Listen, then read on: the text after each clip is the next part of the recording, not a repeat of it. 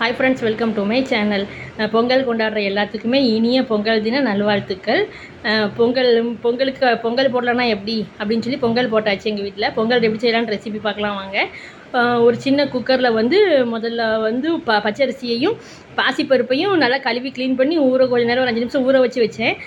அப்புறமா தண்ணி ஊற்றி வேக வச்சுட்டேன். அது கூட கொஞ்சம் நல்லா சர்க்கரை இனிப்பை நல்லா எடுத்து கொடுக்கணுன்றதுக்காக ஒரு பிஞ்சு உப்பும் போட்டேன். நல்லா வேக வச்சுட்டேன். வேறு நெய்யில் முந்திரி பருப்பையும் வறுத்து வச்சுட்டேன்.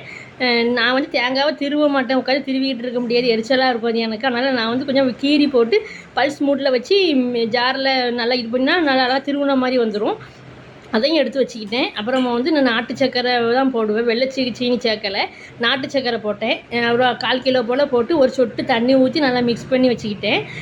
இது ரொம்ப சூப்பராக இருக்கும் இந்த டேஸ்ட்டு. ஒரே சக்கரை அதானே போடுறோம், சக்கரைனா தட்டி போட்டுக்கிட்டு இருக்கணும். அதனால் இப்படி ட்ரை பண்ணி பார்த்தேன் இந்த வாட்டி.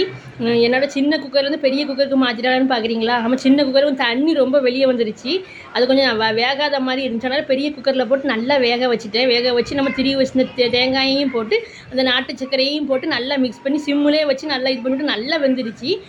வேறு வறுத்து வச்சுருந்த அந்த முந்திரியில் நெய்யில் வறுத்து வச்சுருந்த முந்திரியையும் போட்டேன். சூப்பரான பொங்கல் ரெடி பாருங்கள். டேஸ்ட்டு செம சூப்பராக இருந்துச்சு. நீங்களும் உங்கள் வீட்டில் ட்ரை பண்ணி பாருங்கள். என் வீடியோ பிடிச்சா வீடியோக்கு லைக் கொடுத்துக்கோங்க.